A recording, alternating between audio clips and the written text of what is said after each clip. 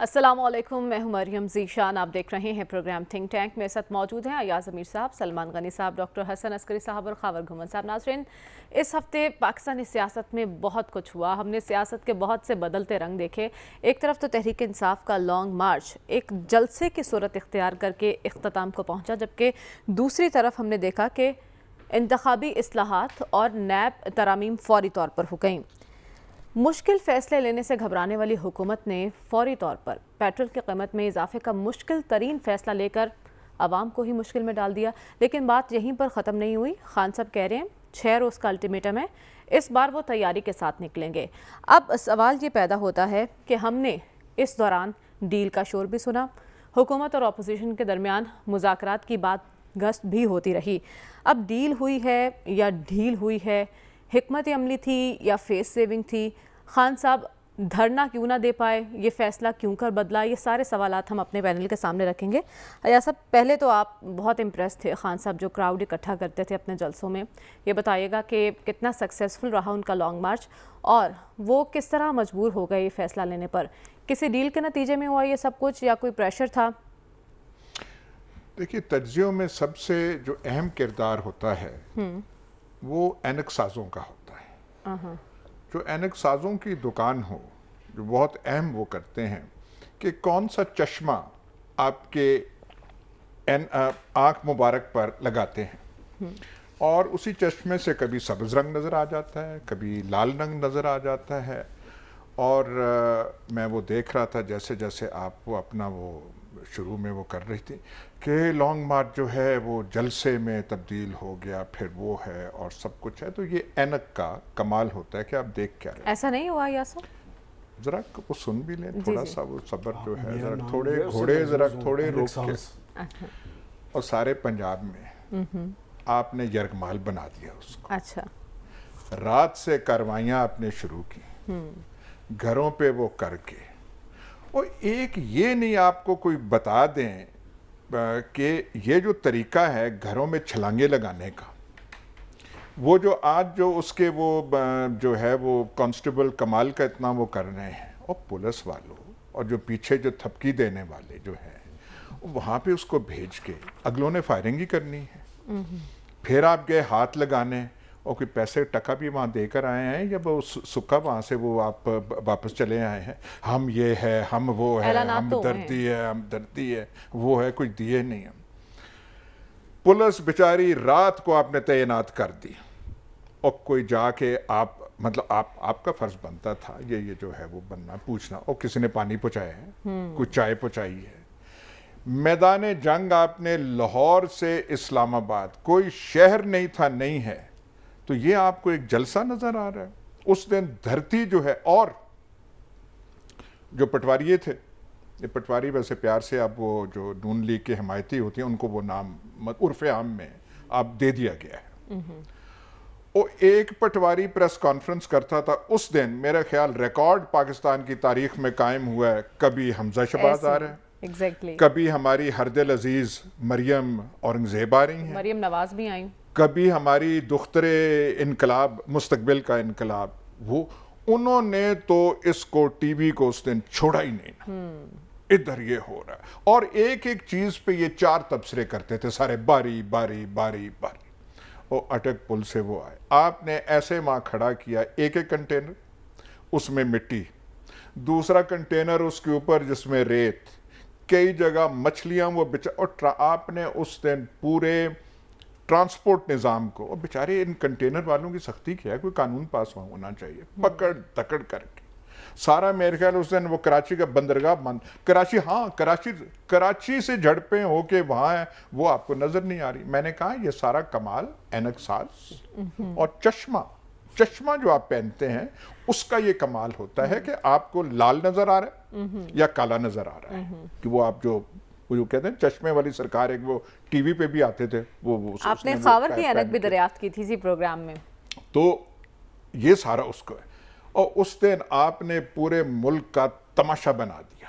اور ایک بات ہے، جس کو یہ تانا دیا جاتا تھا burger party, mummy daddy party, اس دن انہوں نے لڑ کے سارا دن ہمارے محترم وزیر داخلہ دفتر میں بیٹھے رہے، کبھی یہ والی منہ اوپر جاتی تھی، کبھی وہ والی منہ جاتی تھی، دفتر سے نکلے نہیں، میں داد دیتا ہوں، سلوٹ دیتا ہوں ان کو۔ اور اس کے بعد یار وہ فوٹیج آپ کبھی دیکھ لیں یا دکھا دیں جو کل وزیر اعظم جو ہے وہ پولیس کے پاس گئے کہ آپ کو یہ ہے، قائد اعظم زندہ باد، پاکستان سے زندہ باد۔ یار نہ ان پولیس والوں کو آنکھ سے وہ دیکھ رہے ہیں، نہ کچھ ان کی آواز میں وہ تھوڑا جو ایک وہ جذباتی وہ تھوڑا لگاؤ ہوتا ہے۔ وہ پولیس والے حیران دیکھ رہے ہیں کہ کون ہے یہ بندہ، کی سانو کیا کی رہا ہے۔ وہ مطلب آپ کی انہوں نے سارا وہ نیند حرام کر دی۔ آپ کے گلے کبھی تو گلے بیٹھتے تھے نا جی ٹی روڈ سے آ کے داتا دربار کے سامنے۔ کل کا ریکارڈ ہے، آپ ٹی وی پہ بیٹھے، پرسوں کا ریکارڈ ہے، ٹی وی پہ بیٹھ کے ہلکان ہو گئے۔ اچھا میرے سوال کا تو جواب دے دیں کہ دھرنا کیوں نہیں ہوا؟ پریشر تھا یا کوئی ڈیل ہوئی ہے؟ کیونکہ ہم سنتے رہے کہ مذاکرات ہو رہے ہیں۔ ایک بات سنیں، 7-8 بجے آج کے دن میں آپ سے کہتا ہوں مال روڈ پہ آپ اور میں 15 منٹ دھرنا دے سکتے ہیں؟ اور جس کسی کو خیال ہو 24 گھنٹے ورکر جو ہیں آپ کے وہ کرتے رہے ہیں، آپ اپنے لیے وہ کر کے کہیں کہ یہاں پہ دھرنا آپ دے دیں، مطلب کوئی بات ہے؟ اور بالکل عقل مندی کی بات کی، وہاں پہ وہ دھرنا دے دیتے اور مزید اس میں کرتے۔ یہاں تو لیڈروں کو اپنے ورکروں کا خیال نہیں ہوتا اور وہ پتہ نہیں کہاں جھونک دیتے۔ اور ایک اور چیز، مولانا فضل الرحمان جا رہے ہیں اسلام آباد، ان کو کھلی اجازت ہے وہ کر کے۔ اور جو آ رہے ہیں مہنگائی تو بھول ہی گئے ہیں، مہنگائی تو ختم ہو گئی ہے، مہنگائی مارچ ہو رہا ہے، بلاول بھٹو زرداری مہنگائی مارچ وہ کر رہے ہیں، وہ سب کو اجازت ہے۔ وہ آپ کے اوسان پہ یہ کون سے بیٹھ گئے، ان کو نہیں آنے دینا۔ اور پیچھے سے، اور شکر کریں نیوٹرلوں کا، انہوں نے کوئی تھوڑا سا ٹیکے شیکے لگا کے ان کو کہ وہ بھی رانا ثناءاللہ بیٹھے رہے، تو میں یہ داد دیتا، ہل گئی پاکستان کو آپ نے ہلا دیا۔ اچھا وہ خرچہ کریں، تخمینہ لگائیں کہ خرچ اور برباد کتنی وہ معیشت کوئی، آپ کہہ رہے ہیں جلسہ وہ ہو گیا۔ میں نے کہا کمال اینک سازوں کا، ٹھیک ہے، چشمے کا کمال۔ دیکھ لیتے ہیں سلمان صاحب نے آج کون سی اینک پہنی ہوئی۔ سلمان صاحب، خان صاحب کہہ رہے ہیں 6 دن بعد دوبارہ آئیں گے، آپ کو لگتا ہے وہ دوبارہ سڑکوں پر آئیں گے، اس پوزیشن میں ہیں کہ دوبارہ کارکنان کو اکٹھا کر سکیں؟ میں تو محظوظ ہو رہا ہوں کہ وہ سی ڈی او، پھٹو، محکمہ زراعت کے بعد آج ایک نئی ٹرم آئی ہے اینک ساز، اور یہ بالکل درست ہے، میں ان سے ایگری کرتا ہوں۔ اور اس بات سے بھی ایگری کرتا ہوں کہ پنجاب کے اندر چھاپے، گرفتاریاں، کنٹینر، سب کچھ دیکھیں۔ ایک سابق آئی جی کا مجھے ایک انٹرویو یاد ہے، ان سے پوچھا گیا ہے کہ آپ اس طرح کے بڑے مارچز اور ریلیز کو کس طرح اس کا سدباب کرتے ہیں۔ وہ کہتے ہیں کہ ہم عوام کی تعداد سے اندازہ لگاتے ہیں، اگر تو عوام کی تعداد پولیس فورس سے زیادہ ہو جاتی ہے تو پھر ہمارے جو جوان ہوتے ہیں وہ بھی ہلے ہوئے ہوتے ہیں، لیکن جب ہم یہ دیکھتے ہیں کہ یہ اس پوزیشن میں نہیں ہے تو پھر ہمارے جوان بھی شیر بن جاتے ہیں۔ بات یہ کہ پنجاب کی سطح تک جو کچھ بھی کہا گیا ہے میں سب تسلیم کرنے کے لیے تیار ہوں، لیکن جب پنجاب کے بعد میں پختونخوا کی طرف دیکھ رہا تھا کہ وہاں کی تو حکومت تھی، وہاں کے وسائل بھی تھے، وہاں کے M N A M P S کو بہت سارے وسائل دیے گئے لوگوں کو لانے کے لیے، وہاں سے بھی تو 50,000 بندہ نکلنا چاہیے تھا، لیکن یہ بات بھی درست کہی گئی ہے۔ دیکھیں اسلام آباد کی غلام گردشوں میں ایک پیغام تھا، اور اگر آپ کو یاد ہو میں نے لاسٹ ویک کے پروگرام میں کہا تھا کہ میرا خوف یہ ہے، میں اپنے الفاظ دہرا دیتا ہوں کہ میرا خوف یہ ہے کہ اب وہاں پر چودھری نثار علی خان جیسا وزیر داخلہ نہیں ہے، اب وہاں پر ایک ایسا وزیر داخلہ ہے جس نے 6 ماہ اپنے ایک جھوٹے مقدمے میں وہ فرش پہ سو کے گزارے ہوں، تو اس کو ساری صورتحال کا پتہ ہے۔ بات یہ کہ وہاں پر کیا کچھ ہوا، دیکھیں اگر تو لاکھوں لوگ نکلتے تو یہ پولیس فورس کچھ نہیں کر سکتی تھی، لیکن وہ جو وقت پہ جو کیا ہوا اقدام ہوتا ہے وہی کارگر ہوتا ہے۔ میرا خیال خان صاحب نے نہ آج سے 1 ہفتہ پہلے اس پیغام کو سمجھنے کی کوشش کیا اور نہ آج۔ آپ نے سوال کیا کہ انہوں نے 6 دن کا کہا ہے، میرا خیال 2 روز تو شاید گزر چکے ہیں، باقی 4 روز رہتے ہیں۔ ٹھیک، میں نہیں چاہتا کہ پاکستان کی کوئی پولیٹیکل فورس، اس کی طاقت اور قوت ضائع ہو۔ میرا خیال انہیں اپنی اس حکمت عملی پہ نظر ثانی کرنی چاہیے کہ جلدی ہے کوئی نہیں میں نے کہا کوئی سوال آگے کرنا یا میں خاموش نہیں ہوں؟ وائنڈ اپ کیجئے. نہیں میں نے کہا وہ 3 کویسچن کیے تھے نا آپ نے ساری ہمیں بریک پر جلدی جانا ہے. بات یہ کہ انہیں اپنے حکمت عملی پہ نظر ثانی کرنی چاہیے, انہیں اسلام آباد کی ہواؤں سے کچھ سیکھنا چاہیے. بات یہ کہ میں آج جیسے میں نے پچھلے ہفتے کہا تھا, میں پھر پورے وثوق سے کہتا ہوں کہ وہ 6 دن کے بعد کچھ نہیں کر پائیں گے. انہیں وہاں کے زمینی حقائق کا ادراک کرنا چاہیے اور سیاسی قوت کو ضائع نہیں کرنا چاہیے. دیکھیں سیاسی کارکن ڈاکٹر, میں لاہور میں دیکھ رہا تھا, ڈاکٹر یاسمین راشد, اس کے بعد حماد اظہر, یہ لوگ نکلے ہیں. انہوں نے پولیس کے حصار کو توڑا ہے, لیکن تعداد سینکڑوں سے زیادہ نہیں تھی, لیکن سیاسی کارکن نکلے. وہ جو فین کلب تھا نا, وہ جنہیں برگر کلاس کہتے ہیں, وہ نہیں نکلی. اور میں سمجھتا ہوں حکومت کی یہ پالیسی تو پھر کارگر رہی کہ انہوں نے ایک خوف و ہراس پھیلایا. بات یہ کہ جنہوں نے نکلنا ہوتا ہے, جنہوں نے پہنچنا ہوتا ہے, ان کے لیے خندقیں بھی کھودی جاتی ہیں. ان کو آپ روک نہیں سکتے, ان کے مقدمات بھی واپس ہوتے ہیں, ان کے لیے فیصلے بھی تبدیل کرنے ہوتے ہیں. انہیں آپ غدار بھی قرار دیتے ہیں اور پھر ایک پریس کانفرنس میں محب وطن بھی قرار دیتے ہیں. مجھے عمران خان صاحب سے, ان کی پارٹی سے پوری ہمدردی ہے. بات یہ کہ اگر وہ الیکشن کی بات کر رہے ہیں تو الیکشن ان کی ڈکٹیشن پہ نہیں ہونا. دیکھیں ایک وقت میں وہ جو فیصلہ ساز تھے وہ ان کے ساتھ تھے, اب فیصلہ ساز کن کے ساتھ ہے وہ اس بات کو سمجھیں. اور یہ جو اتنا بڑا اقدام آپ نے درست کہا اپنے ابتدائیے میں کہ یہ جو پیٹرولیم اور ان کی قیمتوں میں یکدم اضافہ ہو گیا ہے, یہ کن کے اطمینان کا باعث بنا ہے اور کس لیے یہ اقدام کیا گیا ہے. لہٰذا الیکشن, یہ جو کہا جا رہا ہے حکومت کی طرف سے کہ جی وہ اپنی مدت پوری کریں گے, میں نہیں سمجھتا کہ مدت وہ پوری کر پائیں گے.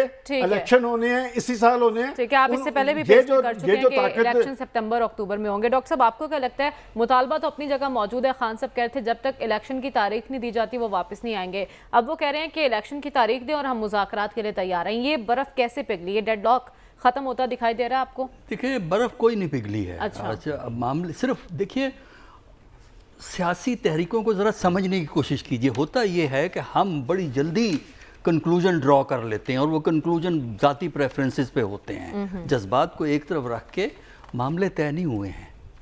یہ جو آپ نے دیکھا ہے ایک طرف جبر و تشدد کا مظاہرہ کہ جی لوگ نہیں آئے, جو جبر و تشدد اس دفعہ ہوا ہے وہ بہت طویل عرصے کے بعد ہم نے یہاں دیکھا ہے. اور یہ 2012-13 سے یہ کنٹینر کا سلسلہ شروع ہوا. پہلے کنٹینر نہیں ہوا کرتے تھے, وہ آئل ٹینکرز اور بسیں کھڑی کر دیتے تھے اور لوگ آسانی سے, گاڑیاں نہیں نکلتی تھیں لیکن لوگ نکل جایا کرتے تھے. اور اس دفعہ پنجاب حکومت نے اور فیڈرل حکومت نے ایک بڑا کمال دکھایا, ایک نیا انوویشن کی ہے لوگوں کو روکنے کے لیے. اور اب آئندہ وہ استعمال ہوا کہ سڑک کو توڑو اور وہاں تارکول میں شیشہ ملا کے تارکول میں شیشہ کڑا کر دو تاکہ گاڑی نہ گزر سکے. تو دیکھیے جب ریاست جو ہے نا اس جبر و تشدد کو استعمال کرے گی تو وقتی طور پہ تو شاید ان کو کامیابی نظر آئے گی, لیکن دیکھیے ان دی لانگ رن ہم نے تاریخ سے سبق نے لیا, یہ معاملے سیاسی معاملے جبر و تشدد سے حل نہیں ہوتے. چاہے پی ٹی آئی کی حکومت ہو, چاہے پی ایم ایل این کی حکومت ہو, یہ جبر و تشدد سے حل نہیں ہوتے. سیاسی معاملہ جبر سے حل نہیں ہوتے, ایٹ دا اینڈ ہمیں مذاکرات کی طرف جانا ہی ہوتا ہے. لیکن خاور آپ اس پروگرام میں بار بار کہتے رہے کہ بیک ڈور رابطے ہو رہے ہیں, بیک ڈور رابطے ہو رہے ہیں. اب خان صاحب کے رویے میں ہمیں جو فلیکسیبلٹی دکھائی دے رہی ہے, جو دھرنا انہوں نے نہیں دیا جس کے لیے وہ بضد تھے, یہ انہی بیک ڈور رابطوں کا نتیجہ ہے؟ دیکھیں ایک تو پہلے دن سے وہ بڑے واضح ہیں کہ انہوں نے جو بھی مذاکرات ہونے ہیں تو وہ الیکشنز کے حوالے سے ہی ہونے ہیں. رابطے شروع دن سے ہیں, پیغام رسانی ہو رہی ہے, لیکن وہ یہ کہتے ہیں, آج بھی جو انہوں نے پریس کانفرنس کی اس میں انہوں نے یہی کہا کہ جی بالکل آپ کے ساتھ بات کرنے کے لیے تیار ہیں, لیکن بات چیت ہوگی جو اگلے الیکشنز کی ڈیٹس کے حوالے سے. جو بھی آپ بات کرنا چاہتے ہیں کہ کب آپ نے الیکشنز کروانے ہیں, جو انہوں نے کہا کہ جون کے اندر ہمیں بتا دیں, ہم بالکل آپ کے ساتھ بیٹھ کے بات کرنے کے لیے تیار ہیں. لیکن بات کرنے کا واحد مدعا جو ہے وہ آئندہ انتخابات کے حوالے سے ہوگا, کتنی جلدی ہونے ہیں. لیکن تھوڑی دیر کے لیے جو ہمارے جو دونوں جماعتیں ہیں نا ان کو سائڈ پہ رکھ لیں, ان کے بیانات کو. ایک تو افسوس کے ساتھ یہ جو لوگ بیانیہ بلڈ کرنے کی کوشش کرتے ہیں کہ جی بڑا اچھا کر کے بڑی اچھی ایفیکٹو مینجمنٹ کی, جو رانا ثناء اللہ صاحب نے لوگوں کو ڈرا دھمکا کے روک لیا. میں یقین کرے اپنے 22-23 سالہ جو تھوڑی بہت میں نے صحافت دیکھی ہے اور اتنا زبردست انداز سے اتنا جو اس لیول کی شیلنگ میں نے اپنی کم از کم اسلام آباد میں کبھی نہیں دیکھا. پنجاب کے اندر چونکہ لوگوں کے ساتھ رابطہ تھا, وہاں پہ بھی ایسی کوئی بات کم از کم میرے نالج میں تو نہیں ہے. کہ اگر یہ تعریف اگر ہم کر رہے ہیں کہ جناب اعلیٰ یہ بہت اچھا کیا، گاڑیوں کے شیشے توڑے گئے، یہ جو ایک رائٹ ٹو پروٹیسٹ ہے ہر پولیٹیکل پارٹی کا یہ حق نہیں دیا گیا، میرے خیال میں اس سے بری مثال کوئی بھی حکومت وقت، اور خاص طور پر وہ حکومت وقت جو یہ سمجھتی ہے کہ جی ہم جمہوریت کے جو علمبردار ہیں، ہم جمہوریت کو فروغ دینا چاہتے ہیں، تو یہ ایک بڑی غلط مثال سیٹ کی ہے۔ اب آپ کا سوال یہ ہے کہ آئندہ ہوگا کیا بات چلے گی، کیا جو ہے ڈکٹیشن پہ جو انتخابات عمران خان صاحب جو ہے منا لیں گے؟ دیکھیں اس وقت سب سے زیادہ دباؤ میری نظر میں ریاستی اداروں کے اوپر ہے، اور ریاستی اداروں میں سارے ادارے ہیں، اس میں آپ کی اسٹیبلشمنٹ ہے، اس میں آپ کی عدلیہ ہے، اس میں آپ کا الیکشن کمیشن ہے۔ اس کی وجہ یہ ہے کہ ایک اکثریتی جماعت کو آپ نے پارلیمان سے باہر کر دیا ہے، سسٹم سے باہر کر دیا ہے۔ پاکستان کی جو دباؤ اس وقت اداروں پر ہے، اور ایک بڑا فیصلہ بھی ہوا ہے پیٹرول کی قیمت بڑھانے پر، یہ کس دباؤ میں ہوا ہے اور اس کے اثرات کیا ہوں گے، اسی پر بات کریں گے اس بریک کے بعد۔ سٹے ود اس۔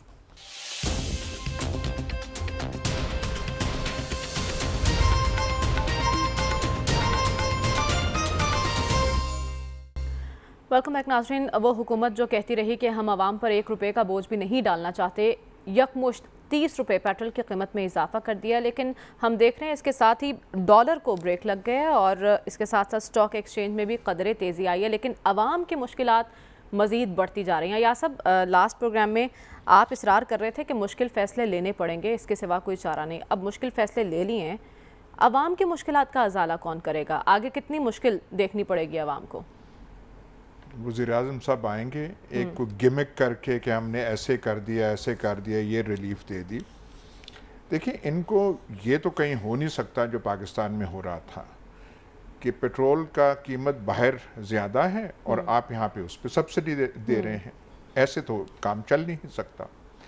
اب شکر ہے کہ وزیر اعظم صاحب میں کتنے ہفتے ہو گئے ان کو، 2 ماہ ہونے کو ہیں، تو 2 ماہ لگے ہیں ان کی مالش شالش کر کے ان کا اعتماد بحال ہوا ہے کہ انہوں نے یہ اگری کیا ہے کہ آپ کریں جو ناگزیر تھا، جو ان کو کرنا پہلے دن چاہیے تھا، اب وہ ایسا وہ کر رہے ہیں۔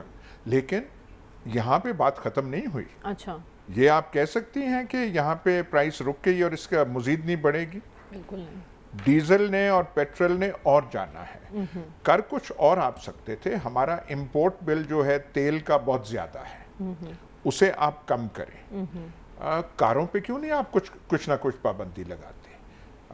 1-2 روز ہفتے میں آپ کیوں نہیں کہتے کہ کاریں اس ملک میں یا پنجاب میں، لاہور میں، بڑے شہروں میں نہیں چلیں گی؟ ایسے وہ کر نہیں سکتے۔ آپ نے ریونیو اکٹھا کرنا ہے۔ درآمدات پر پابندی لگائی ہے انہوں نے۔ کون سے درآمدات پہ لگائی ہے؟ وہ اس کا فرق کیا وہ پڑا ہے؟ وہ بھی ایک گمک ہے۔ درآمد وہ چھوٹی موٹی چاکلیٹ پہ لگا دیں، یہ کر دیں، وہ کر دیں۔ کرنا ہے آپ کو زیادہ جو ہے آپ چیزیں جو یہاں پہ اونچ نیچ کا فرق ہے، جو اونچ ہے اس پہ ٹیکس لگائیے۔ لاہور کے بڑے گھر جو ہیں کیوں نہیں آپ ٹیکس لگاتے؟ ایک سالانہ فیڈرل ٹیکس اس پہ آپ لگا دیں۔ اور ایسی بڑی گاڑیاں جو خریدی جا چکی ہیں ان پہ سالانہ ٹیکس لگا دیں، 5-5 لاکھ کا، 10-10 لاکھ کا، اور کہیں یہ فیڈرل ٹیکس اور آپ کو دینا پڑے گا۔ ایسے کبھی نہیں کچھ ہوگا۔ آپ جو موٹر کاروں کی دیکھیں، ہمارا جو ہے آئل امپورٹ بل کنٹرول سے باہر جا چکا ہے، تو آپ کچھ نہ کچھ کریں۔ وہ ایسے ڈیسیجنز جو اسٹرانگ ڈیسیجنز ہیں وہ ہماری حکومتیں لیتی نہیں ہیں۔ عمران خان نے بھی نہیں دیے، اس سے پہلے انہوں نے نہیں لیا، انہوں نے بھی نہیں لیا۔ لیکن یہ کہہ رہے ہیں کہ جو معاہدہ عمران حکومت نے IMF کے ساتھ کیا تھا اس کی وجہ سے ہمیں یہ پیٹرول کی قیمت بڑھانی پڑ رہی ہے۔ بالکل غلط بات ہے، بالکل غلط بات ہے۔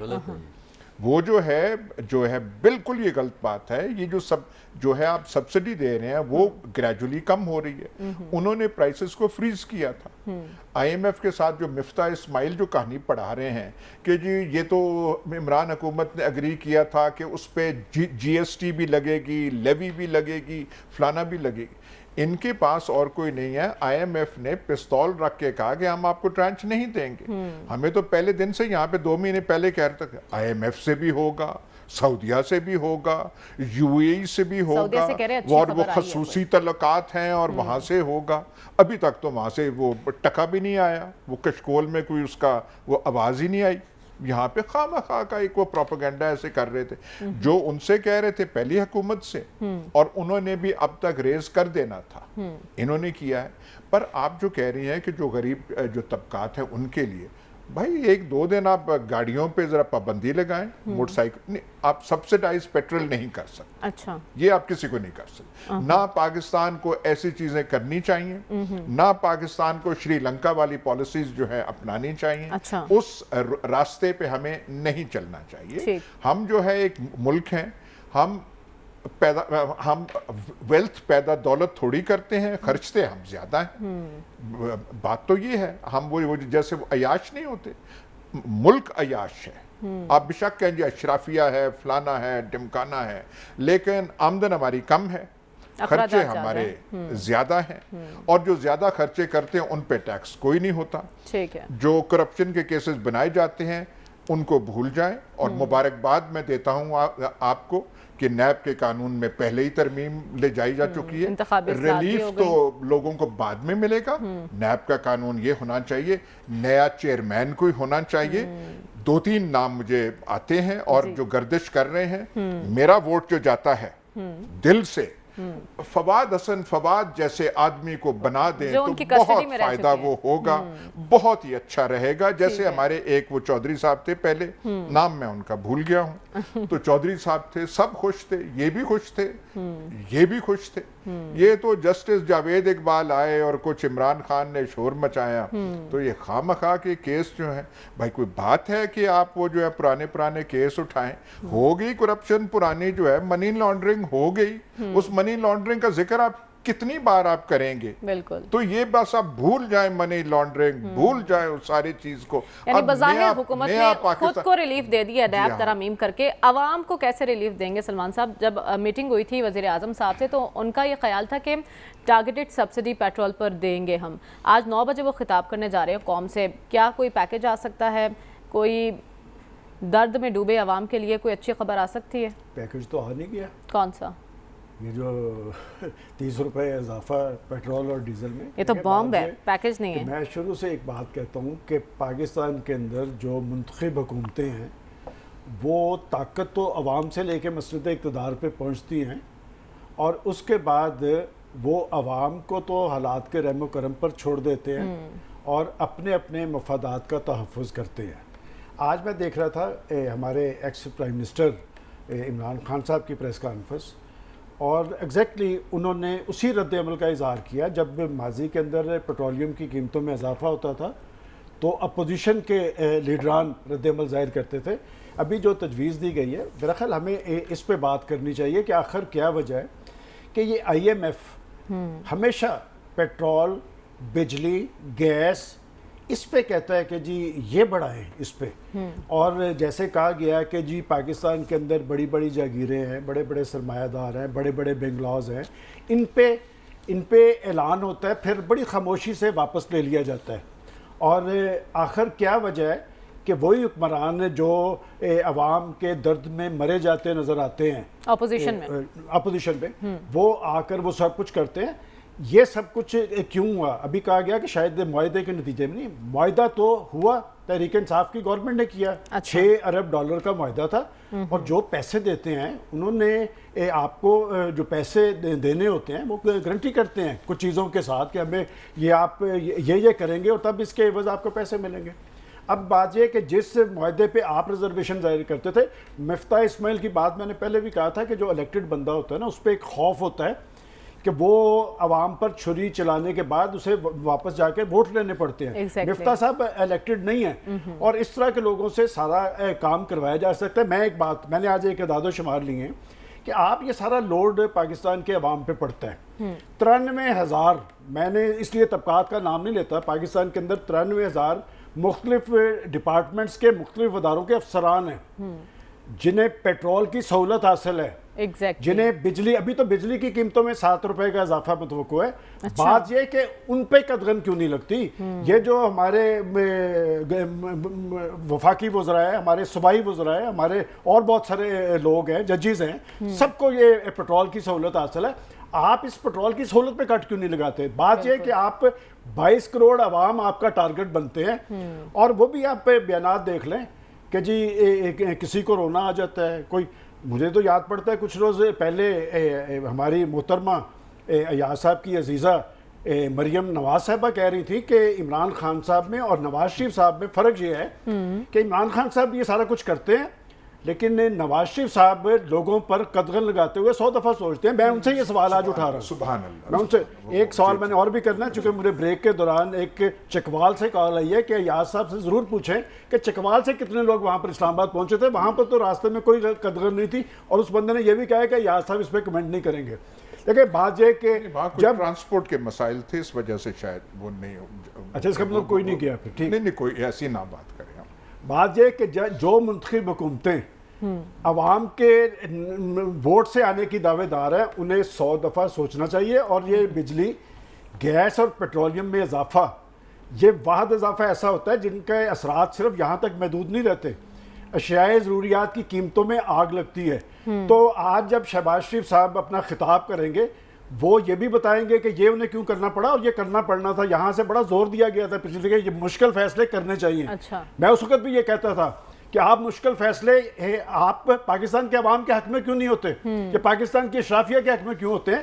مجھے بتائیں کہ کیا ماضی کے اندر انتظامی اخراجات میں کوئی کمی آئی تھی اور کیا موجودہ دور کے اندر کون سی ایسی کمی آ گئی ہے. جب تک پاکستان کی پولیٹیکل پارٹیز اپنا وزن لوگوں کے پلڑے میں نہیں ڈالیں گے ان کے مسائل اور مشکلات کے حل کے لیے کچھ پیش رفت نہیں کریں گے پاکستان کی پولیٹیکل پارٹیز مضبوط نہیں ہوں گی. اور پھر وہ اشاروں کی وہ جو تھپکی کی بات کی گئی ہے کہ تھپکیاں کیوں ضروری پڑتی ہے جب آپ کو عوام کی طاقت حاصل ہوگی. تو پھر یہ ترکی کے اندر آپ کی مثال موجود ہے کہ رات کو شب خون مارنے کی کوشش کی تھی تو لوگ باہر نکلے تھے اس لیے کہ وہاں پر ڈیموکریسی آپ کو ڈیلیور کرتی نظر آتی ہے.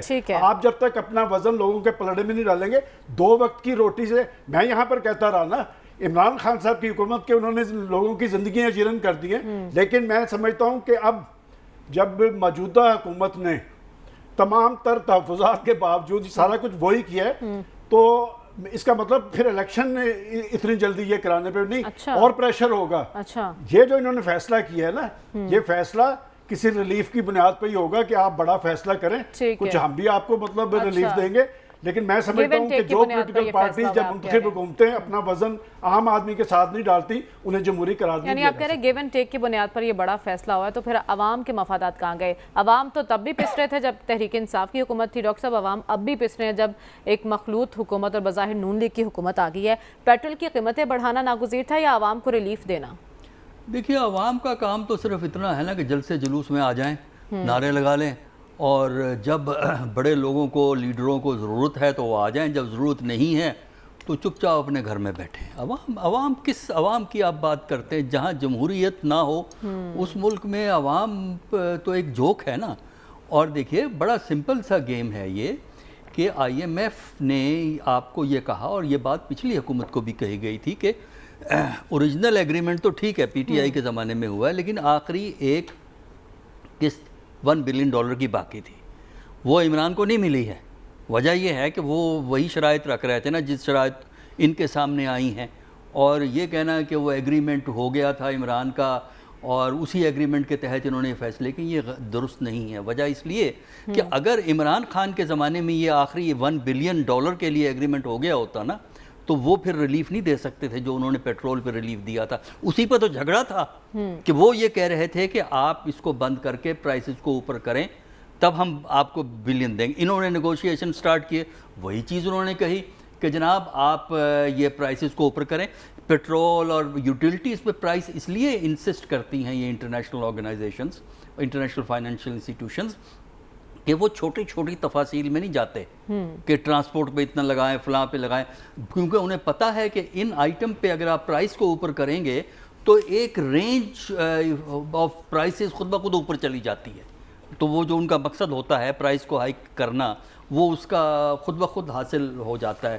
تو میرا خیال یہ ہے کہ یہ جو فیصلہ ہوا ہے یہ سمجھ میں تو آتا ہے لیکن سوال یہ پیدا ہوتا ہے کہ ہمارے ہاں سچ نہیں ہے بلکہ سیاسی مصلحت ہے. آج جو جسٹیفائی کر رہے ہیں ذرا 6 مہینے پیچھے جائیے نا ان کے بیانات کو دیکھیے کیا آپ کو بیانات ملتے ہیں. وجہ کیا ہے کیونکہ آج آپ گورنمنٹ ہے لہٰذا لوگوں کو ڈسیو کر رہے ہیں، اس زمانے میں کوئی اور ڈسیو کر رہا تھا. تو اسی لیے تو میں کہتا ہوں کہ ہمارے عوام کے معاملات جو ہیں نا وہ صرف ایک کھلونا ہیں جو بڑے لوگ، طاقتور لوگ، سیاستدان اپنے مقصد کے لیے استعمال کرنا چاہتے ہیں. اس میں ٹھیک ہے تھوڑی بہت خیرات وہ دے دیتے ہیں. تو پرائم منسٹر کی اگر تقریر ہوگی بھی تو مجھے یہ بتائیے کہ آپ کتنا ریلیف دے سکیں گے، اور کیسے. اور ایک اور میں بتاتا ہوں آپ کو یہ ریلیف کس طرح دیا جاتا ہے. جی یہ ریلیف کا طریقہ کار یہ ہوتا ہے کہ آپ جو ریسورسز کو ڈائیورٹ کرتے ہیں، مثلا پبلک سیکٹر ڈیولپمنٹ پروگرام ہے اس کا پیسہ ڈائیورٹ ہوتا ہے. ابھی ریسنٹلی گورنمنٹ نے یہ کہا ہے، پروونشل گورنمنٹ کو، جو اخبار میں چھپا ہے اب لوگوں نے نوٹس نہیں کیا اس کو، کہ جناب اگر آپ کے پاس کوئی پیسہ بچا ہوا ہے وہ ریلیز کر کے واپس کریں، کیونکہ اسی پیسے کو وہ استعمال کریں گے اس کے لیے ریلیف دینے کے لیے. تو چھوٹا موٹا ریلیف دیا جا سکتا ہے. لیکن اگر آپ چاہتے ہیں کہ یہاں سوشل جسٹس ہو، جو یہ پرائس بڑھتی ہے اس کا وزن غریب پہ اور امیر پہ برابر ہو، تو یہ پالیسیز کام نہیں کریں گی. جو ریلیف دیا گیا ہے، کچھ امپورٹ پہ پابندی لگائی ہے، اس کا برائے نام امپیکٹ ہے.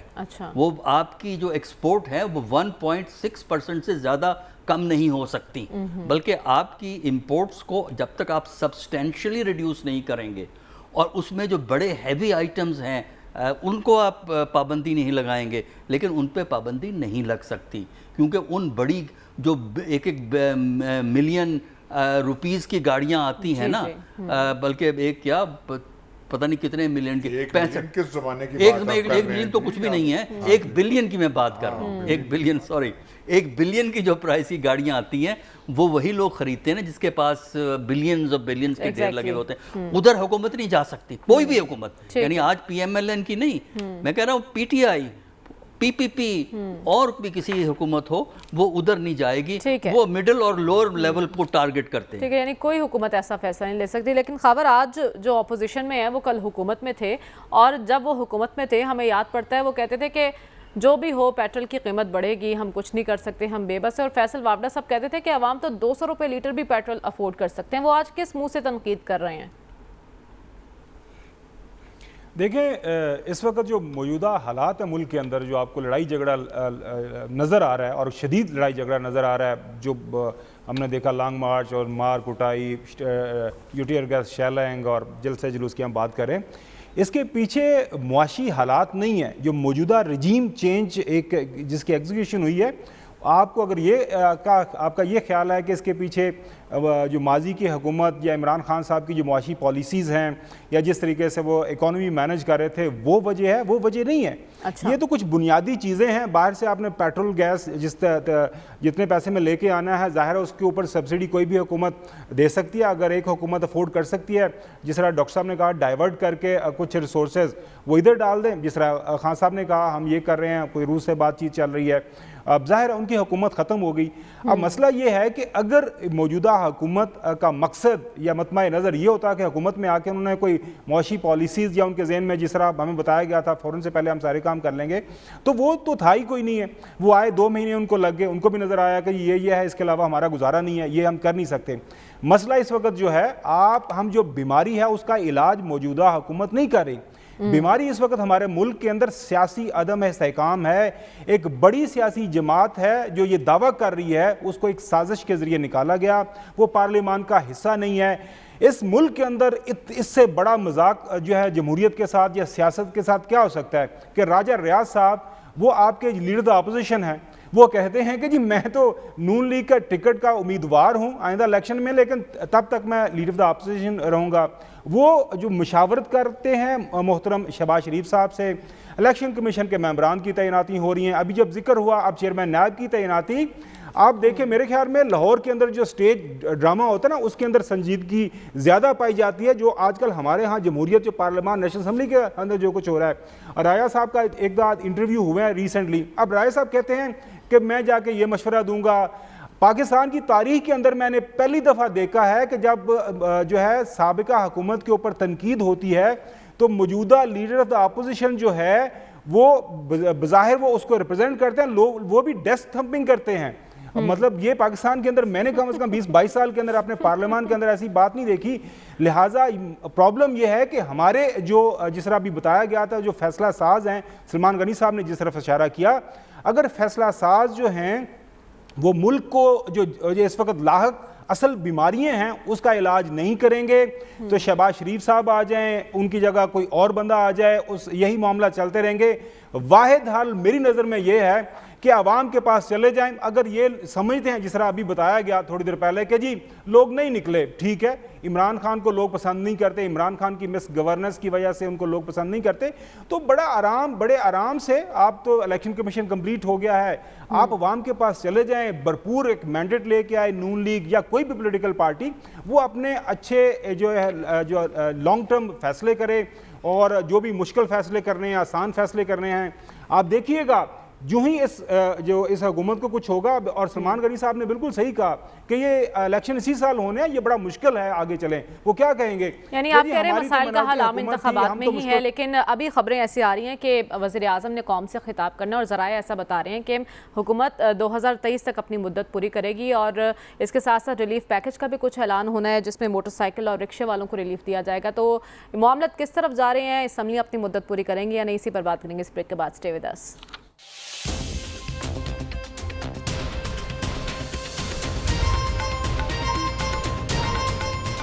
वेलकम बैक नाज़रीन। कुछ ही देर में वज़ीर आज़म कौम से खिताब करने जा रहे हैं। देखना यह है कि अपने खिताब में आवाम को किस हद तक रिलीफ दे पाते हैं, और इसके साथ साथ आज के खिताब से ये भी वाज़ेह हो जाएगा कि असम्बली अपनी मुद्दत पूरी करेंगी या नहीं। आपसे इंशाल्लाह कल मुलाकात होगी। अल्लाह हाफ़िज़।